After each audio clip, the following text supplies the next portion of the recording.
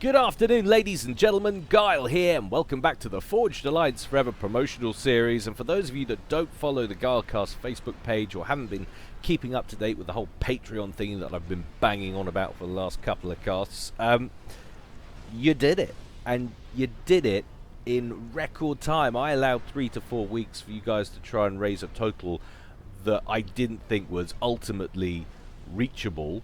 And you guys did it inside a week. You are nothing if not efficient. It's clearly the huge German contingent out there in the FAF community. I know you're bored of hearing me say it, guys, but I am just overwhelmed, and it brings a tear to the eye, the level of support. One or two dissenting voices, as you'd expect, but the vast majority of people out there have been hugely supportive. And I know it's hard enough in this world, you know, to eke out a living without giving money away to stuff that usually is put out there for free.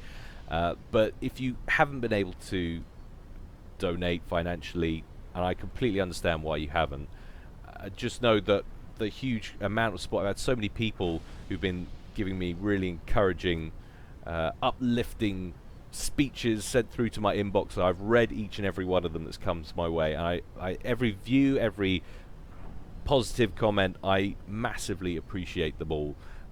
So thank you very, very much for that. We're going to have a celebratory tournament, which is going to be interesting. I've only ever covered tournaments before. I've never actually been a tournament director, but I've had one or two people behind the scenes already offered to make some very generous donations into a prize pot. We're not going to worry about fundraising for a whole new thing right now. We'll get into that into a few weeks, which of course will be completely up to anybody who wants to. No pressure on anyone, but we've already got enough for a pretty substantial prize pool for the players, so that's going to be interesting. Really looking forward to that, but all the details will be thrashed out later once the dust settles. And massive apologies on the previous cast as well. I don't know what happened there. I make a call out to you guys for money and support, and then I put out a cast in 720p. Hopefully I fixed the problem now. I did see a few people in obs in the comment section talking about their obs flipping occasionally to different resolutions without them adjusting it. I don't know if it was something I did unintentionally or whether that's the case. Either way, I shall make more of an effort to check the settings regularly before each cast. You should notice as well, hopefully the little intro sequence should be a little bit clearer as well. I've re-rendered that. I think that was the problem with the glitchy sound early on that I was having. Hopefully that's come out smoothly, but we shall know once it's all uploaded.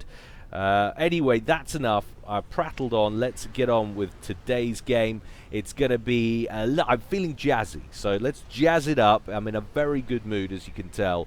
Let's go for something a little bit different. It's going to be a Pros v Joes custom 2v4, so no balance intended here whatsoever. I'm ready, you guys are ready, and the players are sure as hell ready. So let's go on over to the game zone and see how these guys are going to get on. So Syrtis Major, we know what we're doing with here. Players gate in, so we can see those flashes in the background, and you can immediately tell which side is which. The outnumbering Joes up here at the top right, and the lesser numbered Pros down here at the bottom left. Let's go with Joes first of all. Up here at the top of the map in lurid green, it's Terran, who's gone UEF. How very sensible, opening first land. Next up to him in mellow yellow, it's Epson, also going UEF and also opening first land. Team member number 3 for Team Joe. There's always one, and he's got a screw loose. It is screw loose. He's gone Cyberin in Ferrari red, opening first land. And last but not least, down here, it's Zeljana in breast cancer awareness pink, who's going Aeon, opening first land. So that is Team Joe. Over to Team Pro down here at the bottom. First of all, it's Nexus. You know him better as Nexus of Reality, and he is going Seraphim in his, I think it's his customary fecal brown. Why that should be the case, I have no idea, but some people out there like it. I think it's called Scat.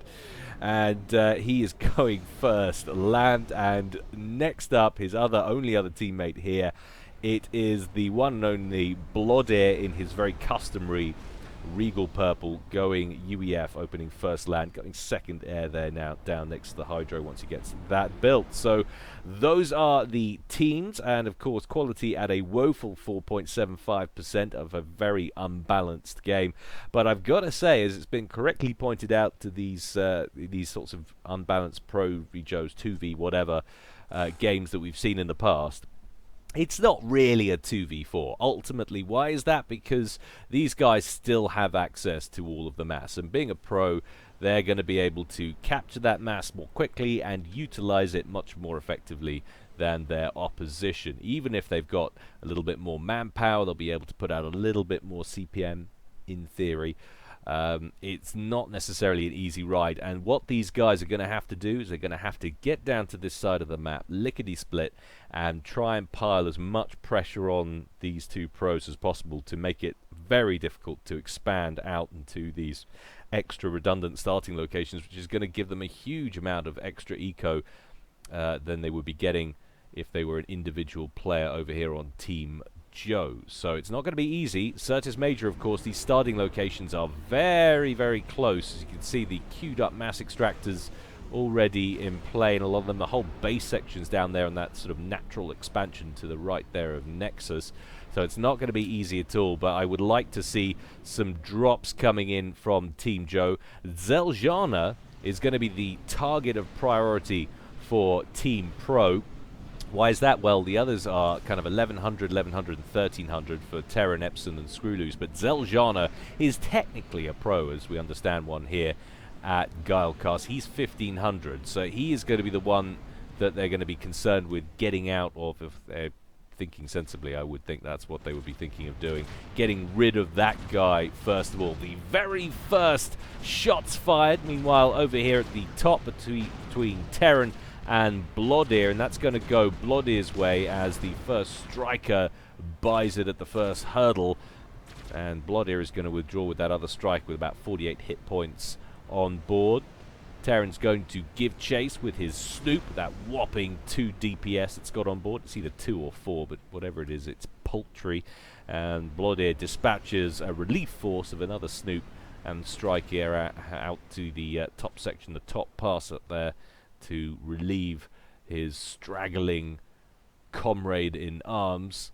I shouldn't really say comrade, he's playing UEF. It's clearly capitalist in nature, none of this socialist Cybran rhetoric. And Terran is going to withdraw back towards the center of the pass there. So Zeljana already getting a Spirit Land Scout. I didn't actually realize it, that it was in range of the mass points down there. Of course, this is the adaptive version, so you never know if these are actually in the same place or not. I don't exactly know the ins and outs of how the algorithms work things out on the Ultimate and Adaptive map series. But certainly no danger there for the mass extractor, which has lost just 16 hit points there out of 650. To that little scout incursion, but at least we're seeing pressure from the Joes now. So both of them forcing units into the gap. Of course, these guys need to worry about air production on top of things as well. It looks like it might be Epson and Screwloose who are handling that predominantly for Team Joe. The other two don't seem to have made any progress on that yet, although we do have at least one air factory online at the back there for Zeljana. Do we have any online for Terran? It doesn't look like it. He's already got a couple of incursions, scout plane incursions coming their way. Epson, though, in place to deal with those with his inties that are lying in wait. Terran pushes a little bit too far, perhaps, thinking he's got more of an upper hand than he does. Runs into some forces of Blodirs that are lying in wait. Is Blodir going to try and force those all the way back? Well, he's either thinking about it at a later date, or he's going to withdraw and accumulate more forces at that position. Is this a drop brewing? It looks like it could be. Zeljana getting a little bit aggressive now as he comes in with a chariot with about 4 NGs on board. So no direct military units on board, and instead of trying to get that back out, well, rather than risk it being discovered in case he got in over the top here, he self-destructs that transport. But unfortunately there is a radar up here, so I'm sure Nexus will have discovered that. So yes, indeed, so he'll be well aware that there's something brewing down here. He's seen the engineers. That engineer was in place of his. He's now building land factories at a distance, build up the corner of the ridge there. So nice anticipation from Nexus, and now that he's aware of it, he should be able to deal with it in good time. Mind you, he's not dispatching any forces as yet. Maybe he doesn't want to give the game away to Zeljana that he has discovered that. He has got access to T2 tech, and is that Yenzines he's building now, the T2 hover tanks? I don't know my Seraphim icons in the build menu as well as I should do. Actually looks like a mobile missile launcher. It is indeed. It is the Sysitashis Gesundheit. This is why I don't try and generally pronounce many of the Seraphim names.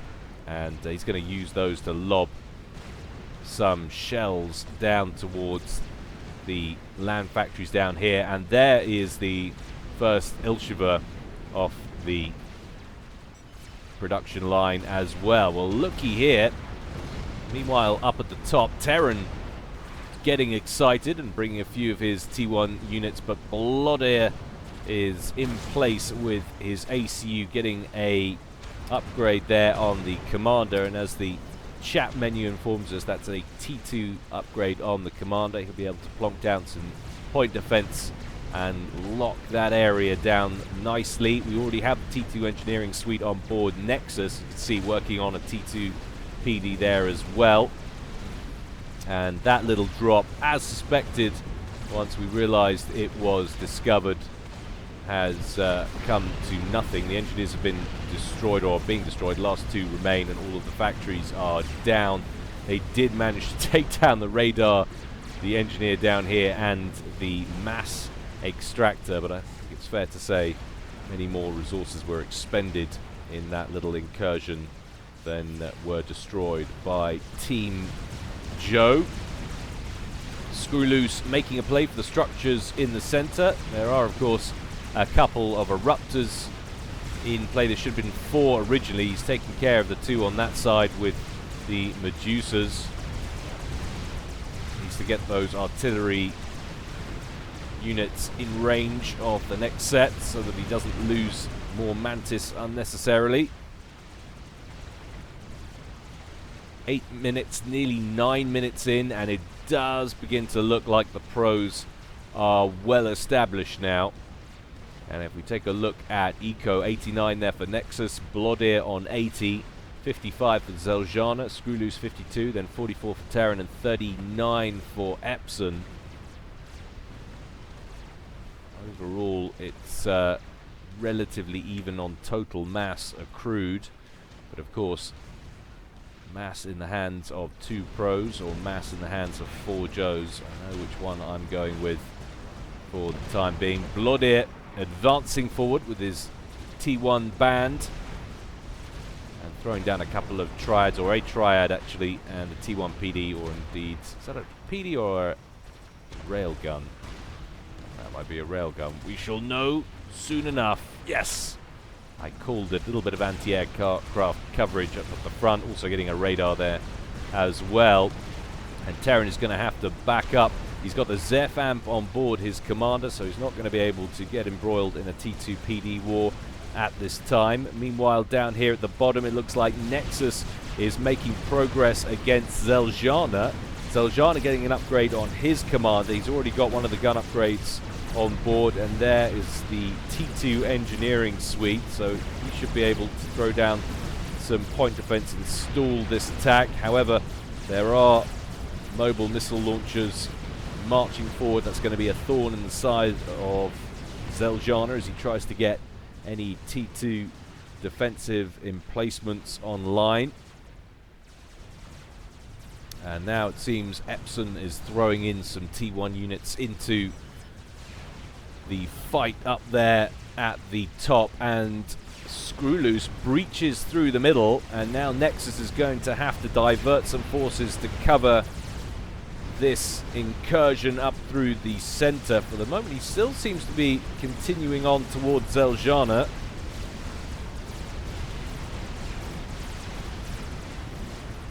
It does look as though Team Joe starting to assert their authority in the air game as well. So if they can maintain that, maybe get some gunships out, they might be able to whittle down the fringe mass points for the pros. Keep them on their toes just a little bit. Rhinos versus Ilshivas with assorted T1 goodness coming in all directions. Don't think Nexus is too concerned about this pressure coming through the middle. Meanwhile, back up here at the top, Bloodir continues his PD creep. Lots and lots of point defense going up in this area of the map, T1 and T2.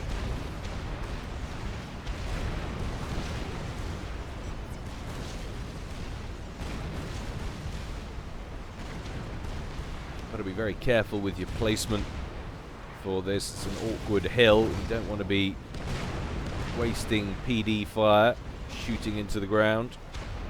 You already see the mass field that's building up on this portion of the map.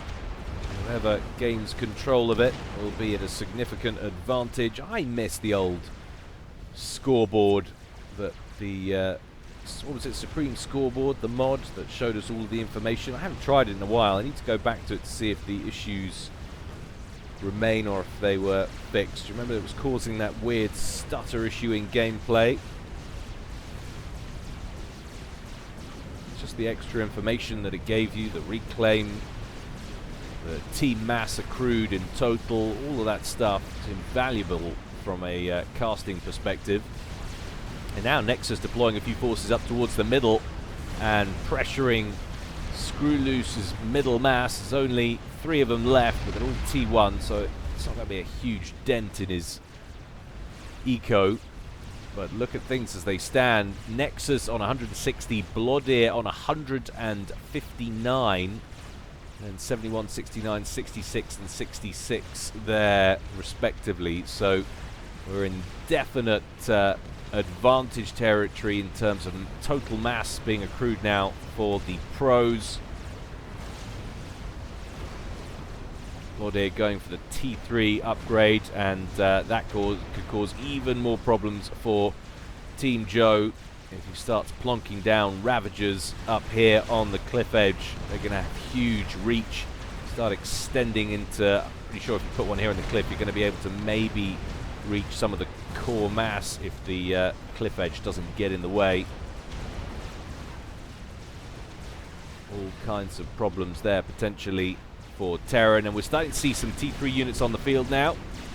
Zeljana breaching through the middle once again with a Loyalist, not in any huge number, but Nexus already has 2 Othams lying in wait. One would be enough to deal with a single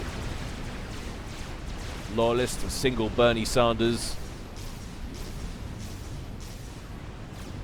Now Nexus has 3 of them. Screw Loose redirecting, and he could do a little bit of damage here potentially if he rolls into Bloodir's base. Bloodir is at T3. Excuse me, starting to work on some mobile artillery there as well.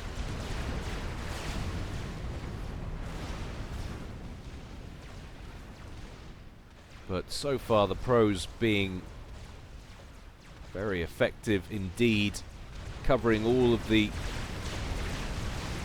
incursion routes.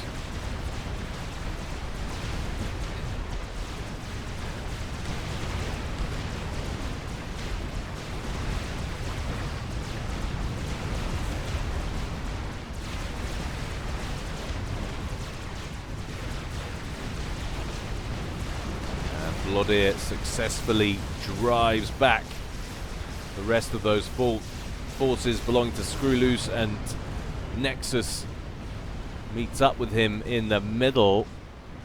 Could they be about to counterattack through the center? Meanwhile, back at the top, we do indeed have the first Ravager on the scene, but the defensive shield gen covering that area has gone down thanks to a massive number of flapjacks from Terran, lobbing mobile missiles into that region. Buzzkill's having a tough time keeping up with that. They really do need to take down the Ravager. A new shield has blinked on, however. Parashields turning up periodically to offer some protection to those flapjacks that are now absorbing Ravager fire, and a couple more of them go down in that volley. This is could be a little bit of an ill-advised push from Terran. He should be moving back, not forward. See what the range is like here. Can't quite reach that forward fire base from the protection of the cliff edge there. He's going to have to get closer. Needs more shield gens in play. Hasn't got any engineering suite there on board the commander. We do have the T2 engineering suite for Epson, who's moving forward to that cliff edge. Meanwhile, things seem to have calmed down slightly on the southern front. Zeljana has not a lot of tech on the field on the front line, but he has got access to T3 tech. A few T3 land factories over there, and one lowly Spectre dispatched out of the 5 he had waiting over here at the edge is going on a little bit of resource denial operation. I would imagine first thing to succumb is a couple of engineers and a radar, and a couple of T1 Mexes he could take advantage of. I'm sure we'll see some Intis dispatched from Nexus soon to deal with that. Well, he's not actually tempting fate. He's gone in, taken out the intel structure, and he's going to withdraw. Probably a sensible decision right there. Nexus moves forward into the middle with his Othams. Blodir moving to meet him as well.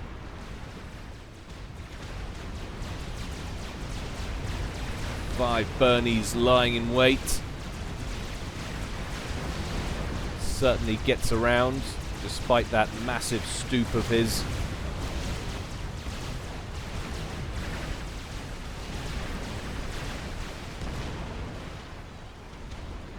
And one lonely Percival rolls out, supremely confident about the superior nature of UEF technology, chasing down those loyalists. Couple more of those and he'll start bagging, or just one and he'll start bagging kills.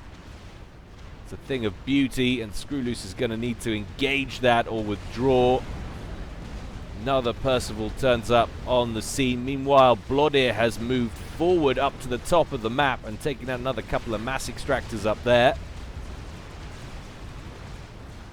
A large number of fighter bombers for Screwloose. These Corsairs building in number back here. And just as we were concerned about for Team Joe, Blodir has advanced and dumped a couple of Ravagers down here. He's also got some Demolishers. He's queued up a Clink Hammer. And that's going to be supremely difficult for the Joes to deal with. They've dropped back. They're trying to get some Clink Hammers or some longer range weaponry of their own online, but that shield's about to buckle. They've queued up another, but the next Ravager blast, well, doesn't go their way at all. They've switched the Ravager fire over to the Mexes over there. That Mex, that T2 Mex, goes down there for Screwloose. And now they can start working on the defensive structures. Down goes the shield gen.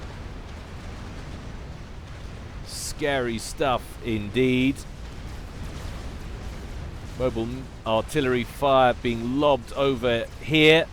And we have got a Harbinger drop from Zeljana, but there are Othams lying in wait. But what have we got here? We've got a combined attack from the Corsairs we saw earlier, and some guided missiles. A Mercy Strike from Zeljana heading straight towards Blodir, who's looking very vulnerable indeed with no anti-air defenses at all. The Mercies activate, and they don't even need the Corsairs. In fact, the Corsairs die in the explosion from the commander that goes off just a few moments later. So Blodir looking in a phenomenal position against Epson, and Terran dies to a well-timed Mercy Strike from Zeljana. And of course we have to give credit to Screwloose, even though they didn't really get involved, those Corsairs. He was there if needed. It's a shame that they all went pop in the blast, in fact, and weren't ultimately necessary. Zeljana with huge number of Mercies lying awake, and that completely changes the nature of this game. Admittedly, Nexus of Reality is on 308 mass.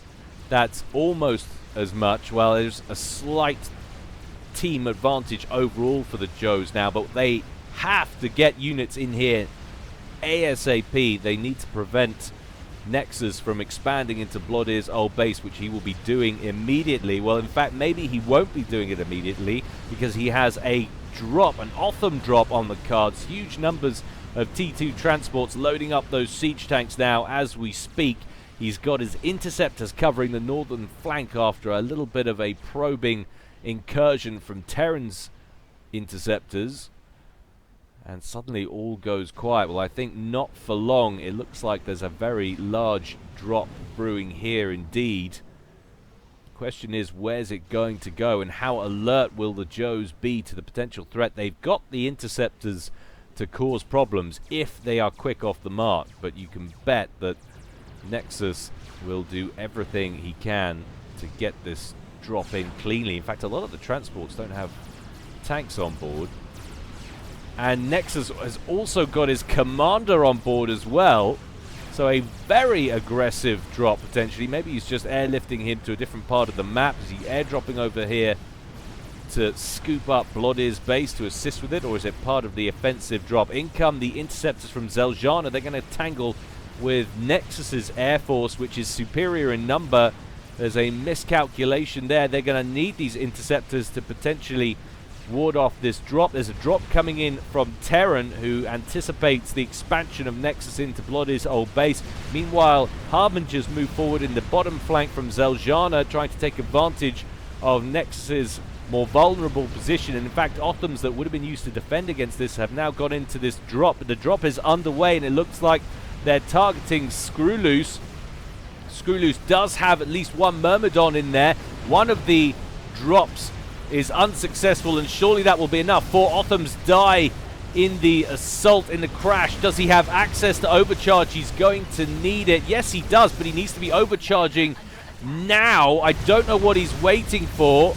There goes one overcharge, takes care of one tank. He needs to overcharge again and again, but I can't believe it. Screwloose is going to die to about 3 or 4 Othams, and a whole load of Intis die in the process. So that is an incredibly painful loss after looking like they'd bagged a massive advantage in this game. Screwloose ejected just a few minutes after Blodir to something that he really should have survived. A couple of quick overcharges there. He had like 29,000 energy stored. A couple of quick overcharges to the relevant Othams, and that will be the end of it. Maybe he was just caught on the hob there. I don't know. But either way, that makes Nexus's job just a little bit easier. But that drop we saw earlier from Terran still potentially causing problems. Those Percivals rolling in now, and there are 3 Tech 3 mass extractors now in jeopardy. He needs to manually target those. The engineers at this point are not as important as the mass he could be denying. He should kill off the mass extractor. Oh my goodness me! Another drop over here to the right. I'm focusing on all the wrong stuff. Zeljana is ejected, and that is the key player that Nexus would have been wanting to do away with, the one that looked like he was going to be causing problems. And now suddenly, from a bad position, Nexus looks like he's just pulled it back, and he's definitely now gone favorite.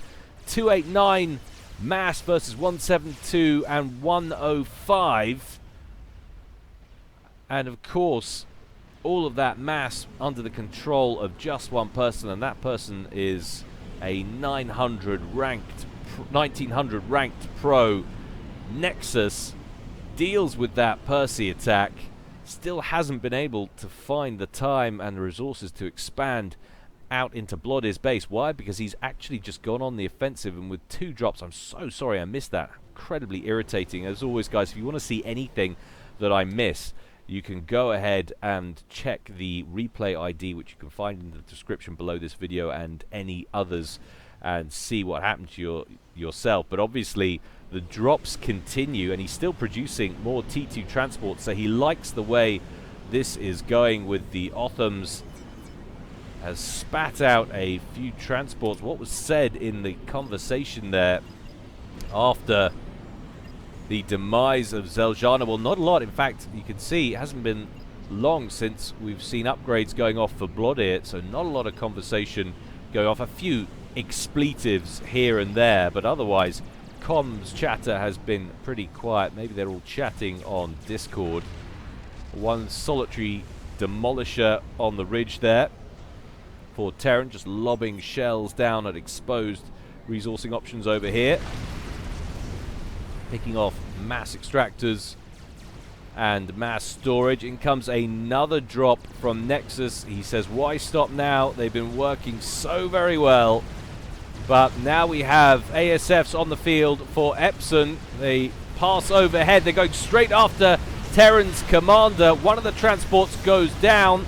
Does Terran have access to overcharging? Yes, he does. He gets a lovely overcharge off and kills 4 clumped Othams, and that combined with the ASF coverage from his teammates should be enough. In comes some Notha fighter bombers though, and a lot of those Notha fighter bombers land on the plains of Epsom as they were passing overhead, and I think that might have just spared Terran's commander. Very lucky indeed. He's still having to do the Syrtis Major shuffle as a couple of Nothas floating overhead dropping bombs, but surely Epsom will be able to tidy those up. He wants to do it quickly. Terran down to 5,600 HP on the commander, but there are still more Othams gathering down here at the bottom. Is he still going for drops, or he's going to hoof this out on foot? Well, we'll wait and see. The last of those fighter bombers succumb to some pressure.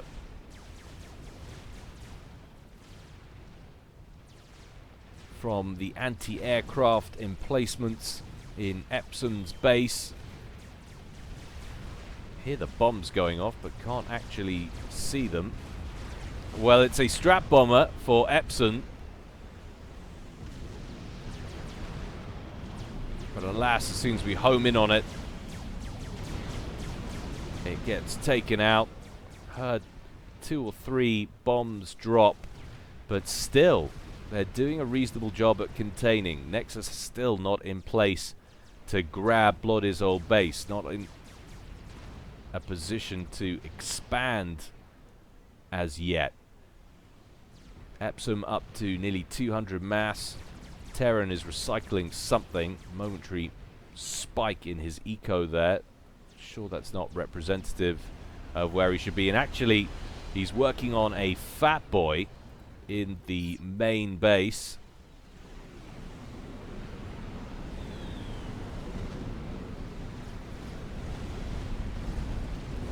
A little bit of a Janus strike over some of the Othams, of which there are many now queuing up at the front of Nexus's base. In fact, if you just, well, I'd say that, just sent him in. I didn't see this platoon of Percival's just chilling by the cliff edge there for Epsom. A lot going on suddenly in this one, and now massive production capacity being added to Nexus's base over here. Loads of T1 factories, no doubt going to be spewing out engineers. Lots of engineers cannibalizing the remnant of Blood's base, and another drop right on top of the Percivals this time over here.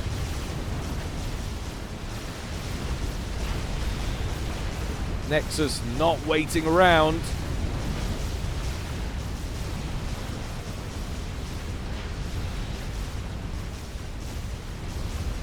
How long on that Fat Boy? Well, it's nearly done. 10,000 odd hit points complete. And the Percys withdraw to the safety of the T1 PD battery in front of Epsom's base. The Othams are going to have to redirect. But in comes a load of Zooey spam. It's where you wish you have a couple of Titans up front as well, not just the Percivals. Epsom starts work on a bank of Triads just behind. Another Fat Boy started for Epsom. Terran repairing his commander as well. Seems to have stopped work on that Fat Boy.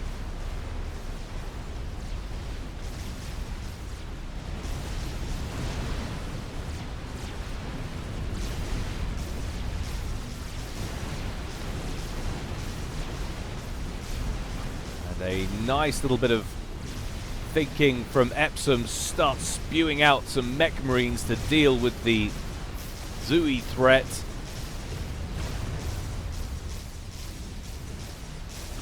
Like ants scurrying around.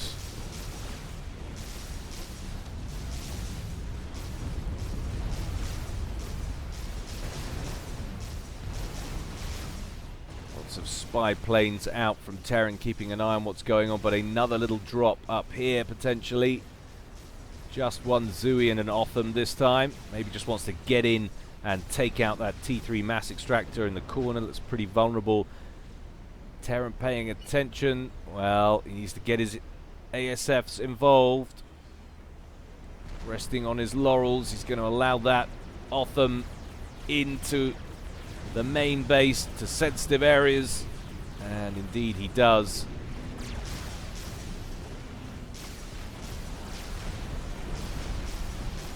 But the Fat Boy is completed. Will they manage to save the T3 mechs? Down goes the Zui almost instantly, and I think they will. But another incursion on this side of the map now from Nexus. There's just no real possibility of Epsom and Terran expanding out into Screwloose and Zeljana's old territory.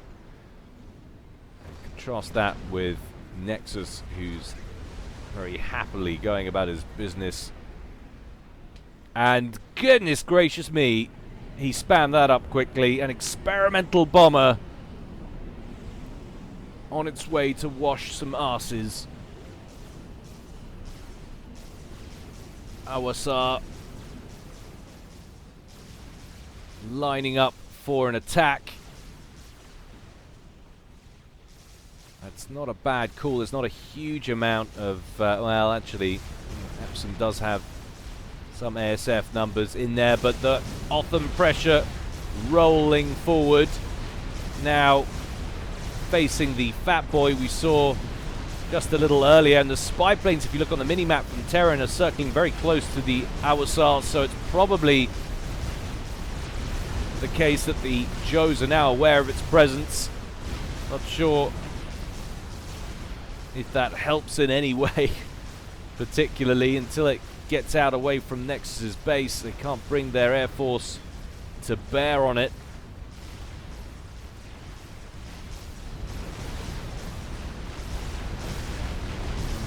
Collateral damage being caused now from the Fat Boy. How long will Nexus keep us waiting to deploy that beast?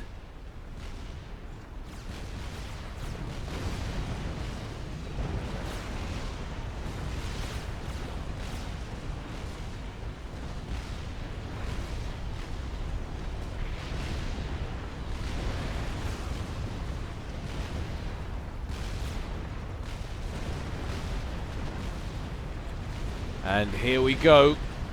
Awasar rolling in. Is the Fat Boy the target? It looks like it might be. And it doesn't get the bomb off. Maybe it's not. Maybe he's going for Epsom. Or Terran's Com. No bomb there either. Nuke launcher building underneath. And now the ASFs have locked onto it. Are they going to be able to shoot it down before it gets a bomb off? That's the question. Massively disappointing. It does get a bomb off, but it gets a bomb off and it hits the fighters in midair. No destruction at all on the ground, with the exception of that which it caused when it crashed into Terran. You can see it's lost a lot of shield on the commander there, and it's taken out the bank of flayers as well. But that's a massive mass gift there for Terran, for the Joes, massively deflating, as the Seraphim bomber so often is. You go after anything that's moving and it gets too much lateral movement, the bomb just doesn't release. It's always safer to target stationary objects with that thing and give it plenty of room on the run-up. Now, can that mass gift alter the balance of power in the game. I would be surprised, if I'm honest, if it does. That nuke launcher could make things interesting if it's allowed to complete and get a nuke in it. But there's nothing working on that wreck right now. And that's why Terran cannot spend the mass that he's got fast enough, really. Huge quantity of mass stored. Compare that to Nexus. Well, Nexus is in a similar situation. He's not spending all of his mass either. He is building up a number of strats back here, however, and that fat boy is getting incredibly close. In come some Othams over the top of the fat boy. They're going to drop just behind it. Will they manage to release before the transport gets shot down? No, they won't. That transport just took forever to drop. Nexus is just being so unlucky. Says, oh, whatever. Not going his way. He's going to deal with it with the strat bombers instead. ASF's in place to screen for those. All of the bombs away successfully and unhindered. Down goes the shield gen. They're now impact on the experimental itself, and almost all of them are getting a second run of that. That means that's the end of the fat boy. If they drop their bombs, again, a bunch of those don't drop either. But the fat boy is destroyed and not in particularly safe territory. If there's a silver lining for Terran, it's that he's got a lot of engineers lying in wait. But he needs to send them in now to deny Nexus the chance to grab that himself. 35 minutes gone so far. Can the Joes pull this back?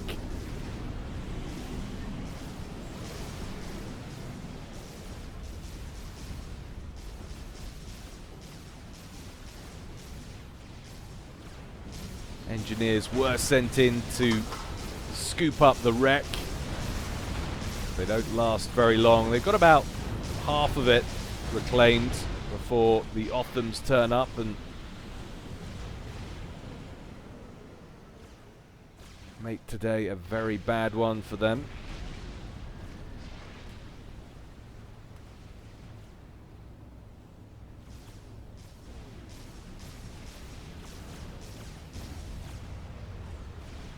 How's that nuke launcher coming? Well, it's completed.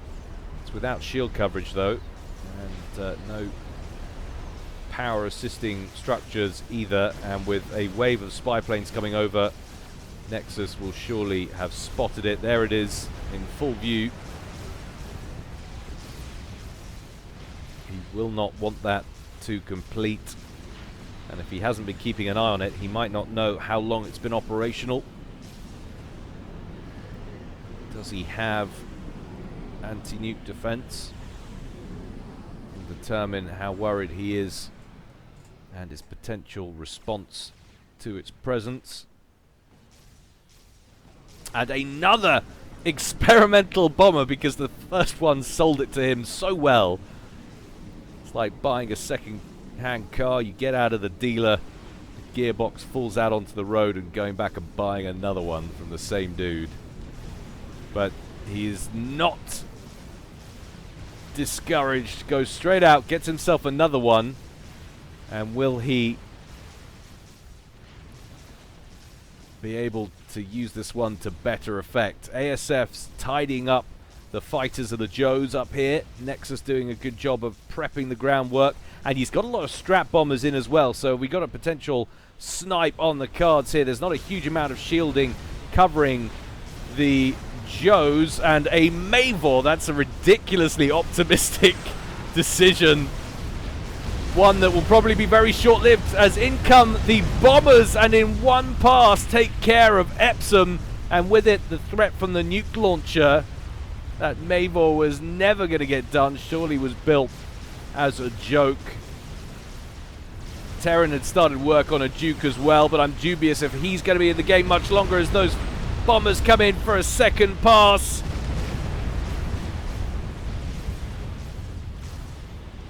A lot of them have been destroyed already thanks to the huge amount of flayers in the area. In fact, is that the end of all of the bombers? Where's the experimental bomber? Well, it got shot down as well, so all of the strap bombers are down and out. The experimental bomber is down, but there's a column of Othams just strolling in through the front door, as the Seraphim have done on so many worlds, UEF, Cybrin and Aeon alike. Terran in the background there, hiding behind some very volatile T3 power plants, always a good place to stand. On his way back to the edge of the map, playing it out to the end, as is his credit. Nexus prolonging matters by shuffling left instead of going after the commander. It does kill everything.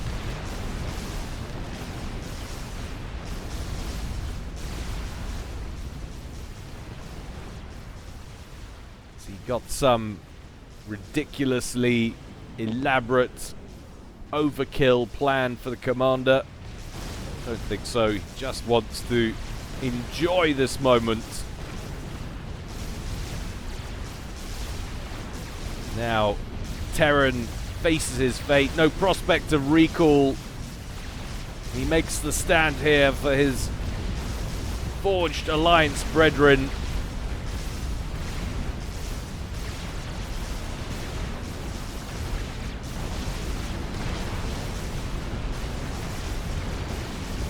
Bye-bye, air factories.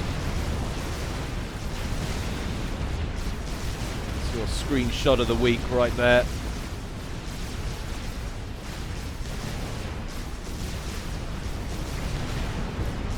Terran absorbing lots of fire now as those Othams target him now that the factories have gone. Boom! And few ASFs of Nexuses get caught in the blast, but otherwise a very, very clean win indeed for Nexus, who honestly was in a tricky spot, I think, when his teammate went down, thanks to that very nice snipe on the ridge there. Just a pity that Screwloose and Zeljana couldn't have dealt more effectively with the drops that were coming their way, but Nexus taking nothing away from him. Those drops were sublime and served to grant him the win. Well done to everyone involved. Hope you enjoyed that, guys. There's always more to come from me in the future. Don't forget the Patreon campaign will remain up, guys, so if you feel so inclined, you can get involved and donate. As always, though, stay well and stay safe. This is Guile, signing out.